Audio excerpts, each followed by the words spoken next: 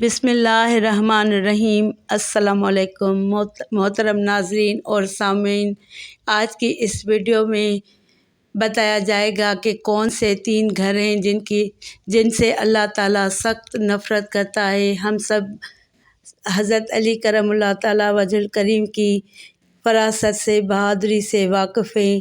ہر مسلمان یہ جانتا ہے کہ نبی کریم صلی اللہ علیہ وسلم نے فرمایا کہ میں علم کا شہر ہوں اور علی اس کا دروازہ ہے۔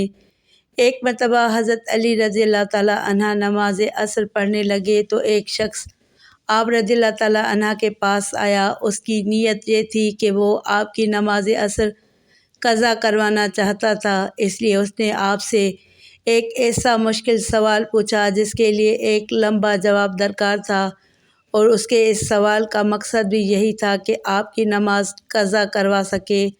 لہٰذا اس نے آپ سے پوچھا کہ اے علی، بتائیے کہ دنیا میں کون کون سے جانور ایسے ہیں جو انڈے دیتے ہیں اور کون سے جانور بچے دیتے ہیں۔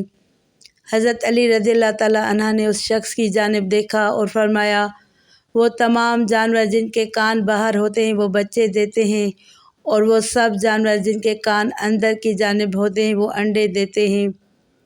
آج سائنسدانوں کی صدیوں کی تحقیق کے بعد اس بات کی تصدیق ہو چکی ہے۔ یہ تھی حضرت علی رضی اللہ تعالیٰ عنہ کی فہم و فراست اور اللہ تعالیٰ کی جانب سے عطا کردہ ذہانت۔ محترم ناظرین، کہتے ہیں کہ ایک مرتبہ حضرت علی رضی اللہ تعالیٰ عنہ خطبہ دے رہے تھے، اور دوران خطبہ آپ نے ارشاد فرمایا، اللہ کا قہر اور غصہ 3 گھروں پر نازل ہو سکتا ہے، کیونکہ ان 3 گھروں سے اللہ عز و جل کو سخت نفرت ہے۔ آپ کا خطاب سننے والے تمام لوگ ہمتاً گوش ہو گئے اور یہ جاننے کی جستجو میں تھے کہ وہ کون سے 3 گھر ہیں کہ جن پر اللہ کا قہر اور غضب نازل ہوتا ہے اور جن سے اللہ سخت نفرت کرتا ہے۔ حضرت علی کرم اللہ تعالیٰ وجہ الکریم نے فرمایا، نمبر 1، یاد رکھو کہ ایسا گھر جس میں عورت کی آواز مرد کی آواز سے زیادہ اونچی ہو جائے، یعنی جس گھر میں مرد کی نسبت عورت احکام صادر کرے، یا یوں کہہ لیجئے کہ جس گھر میں عورت کی حکمرانی ہو، تو اللہ ایسے گھر سے سخت نفرت کرتا ہے۔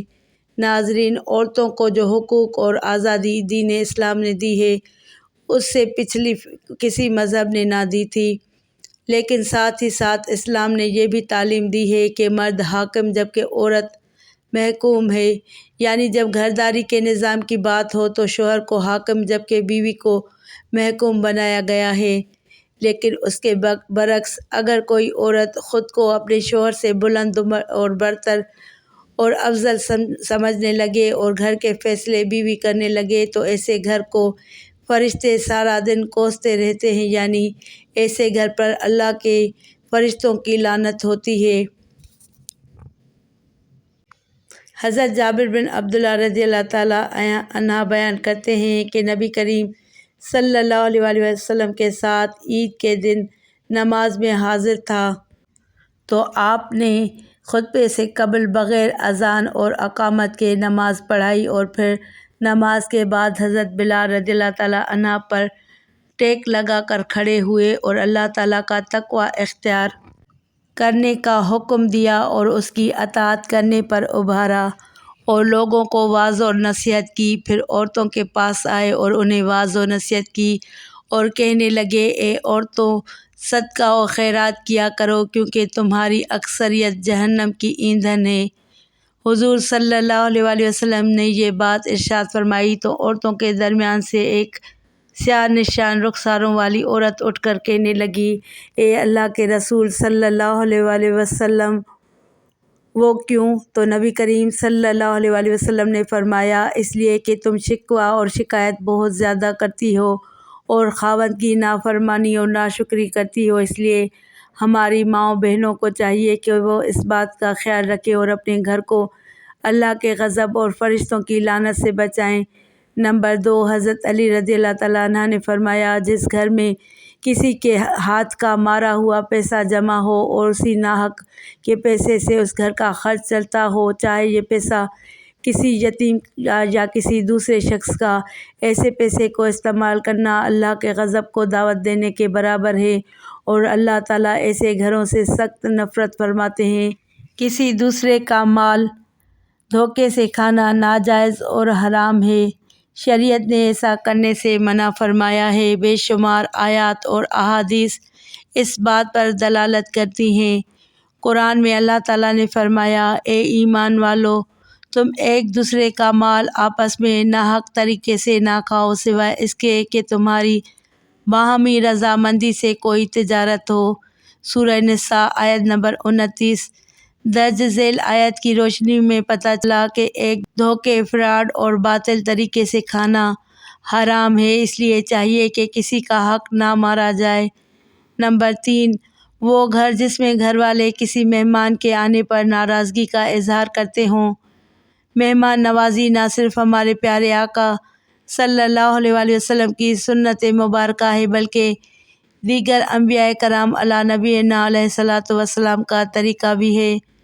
چنانچہ ابو سفیان سیدنا ابراہیم خلیل اللہ علیہ السلام بہت ہی مہمان نواز تھے اور بغیر مہمان کے کھانا تناول نہ فرماتے یعنی نہ کھاتے تھے۔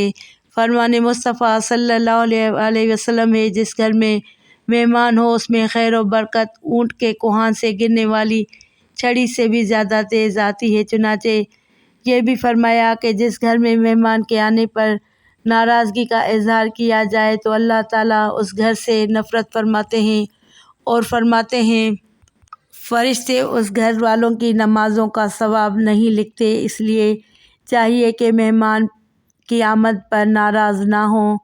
مہمان کو اللہ کی رحمت کہا گیا ہے، اس کا احترام کرنا چاہیے۔ محترم ناظرین، آپ نے ان 3 گھروں کے بارے میں جان لیا اور یہ بھی جان لیا کہ ان گھروں میں رہنے والوں کے ایسے کون سے کام ہیں جن کی وجہ سے اللہ تعالیٰ ان گھروں سے سخت نفرت فرماتے ہیں، اور جب اللہ تعالیٰ ناراض ہوتا ہے تو اللہ کی برکت ایسے گھروں سے اٹھ جاتی ہے، یوں ایسے گھروں میں پریشانیاں آتی ہیں۔ اس لیے ضروری ہے کہ ایسے کاموں سے کوسوں دور رہا جائے۔ یاد رہے کہ ایسی نوبت ہمارے گھروں میں تب آتی ہے جب ہماری مائیں بہنیں دین کی تعلیم سے ناواقف ہوں۔ اسی طرح مردوں میں بھی دینی تعلیم کی کمی ان کاموں کا باعث بنتی ہے۔ اس لیے چاہیے کہ بنیادی اسلامی تعلیمات سیکھی جائیں اور قرآن مجید کو ترجمہ کے ساتھ پڑھا جائے اور احادیث نبوی صلی اللہ علیہ وسلم اور سیرت نبوی صلی اللہ علیہ وسلم کا مطالعہ کیا جائے تاکہ ہمیں پتہ ہو کہ اللہ تعالیٰ کن کاموں سے راضی ہوتا ہے اور کن کاموں سے اللہ ناراض ہوتا ہے۔ اب خود ہی سوچ لیجیے کہ وہ عورت جس کو خاوند کے مقام اور مرتبے کا علم ہوگا، کیا کبھی وہ اپنے خاوند کے سامنے اونچا بولے گی؟ ہرگز نہیں۔ لیکن اکثر عورتیں جو ایسا کرتی ہیں وہ دین سے دوری کی وجہ سے ایسا کرتی ہیں۔ یاد رہے کہ اگر کوئی عورت اپنے شوہر کے مقام و مرتبے کو جان لے تو شوہر کو کھانا دینے کے بعد اس وقت تک نہیں بیٹھے گی جب تک شوہر کھانے سے فارغ نہ ہو جائے۔ قرآن مجید میں مرد کا مقام بیان کرتے ہوئے اللہ تعالیٰ یوں فرماتے ہیں کہ مرد عورت پر حاکم ہے، اس لیے کہ اللہ تعالیٰ نے ایک کو دوسرے پر فضیلت دی ہے اور اس وجہ سے کہ مردوں نے مال خرچ کیے ہیں۔ پس نیک فرمانبردار عورتیں خاوند کی عدم موجودگی میں بحفاظت الہی نگہداشت رکھنے والی ہے، اور شوہر کے مقام کو اس حدیث میں بھی واضح کیا گیا ہے۔ حضرت عبداللہ بن ابن عفی کہتے ہیں کہ جب معاذ شام سے واپس آئے تو نبی کریم صلی اللہ علیہ وسلم کو سجدہ کیا۔ آپ صلی اللہ علیہ وسلم نے پوچھا، اے معاذ، یہ کیا کیا ہے؟ انہوں نے کہا کہ میں شام گیا تو میں نے دیکھا کہ وہ لوگ اپنے پادریوں اور سرداروں کو سجدہ کرتے ہیں، تو میری دلی تمنا ہوئی کہ ہم بھی آپ صلی اللہ علیہ وسلم کے ساتھ ایسا ہی کیا کریں۔ تو آپ صلی اللہ علیہ وسلم نے فرمایا، ہرگز نہیں، ایسا نہ کرنا، کیونکہ اگر میں اللہ کے علاوہ کسی کو سجدہ کرنے کا حکم دیتا تو عورت کو حکم دیتا کہ وہ اپنے شوہر کو سجدہ کرے۔ قسم ہے اس ذات کی جس کے ہاتھ میں محمد صلی اللہ علیہ وسلم کی جان ہے، عورت اپنے رب کا حق ادا نہیں کر سکتی جب تک کہ اپنے شوہر کا حق ادا نہ کر لے، اور اگر شوہر جماع کی خواہش ظاہر کرے اور وہ بیوی کجاوے پر سوار ہو تو بھی شوہر کو منع نہ کرے۔ ناظرین، اب خود ہی سوچ لیجئے کہ اسلام عورت کو تعلیمات دے رہا ہے اور عورت ان تعلیمات سے واقف ہوگی تو وہ اپنے شوہر کا احترام کرے گی۔ اسی طرح سے کسی کا مال ناحق کھانے کے متعلق بڑی وعیدیں ہیں، خاص طور پر یتیم کے مال کو استعمال کرنے پر بڑی سخت تنبیہ ہے۔ جب انسان قرآن و حدیث کا مطالعہ کرے گا تو اس کو تمام ایسی باتوں کا علم ہوگا جو اللہ کے غضب کو دعوت دینے والی ہیں۔ اللہ عز و جل سے دعا ہے کہ ہمیں صحیح طریقے سے دین اسلام کو سمجھنے اور اس پر عمل کرنے کی توفیق عطا فرمائے، آمین۔ ناظرین، اگر میری آج کی یہ معلوماتی ویڈیو آپ کو پسند آ جائے تو براہ کرم اس ویڈیو کو لائک اور شیئر کر دیجیے اور میری اسلامی اور اصلاحی چینل کو سبسکرائب کر لیجیے۔ جزاک اللہ خیرن کثیرہ۔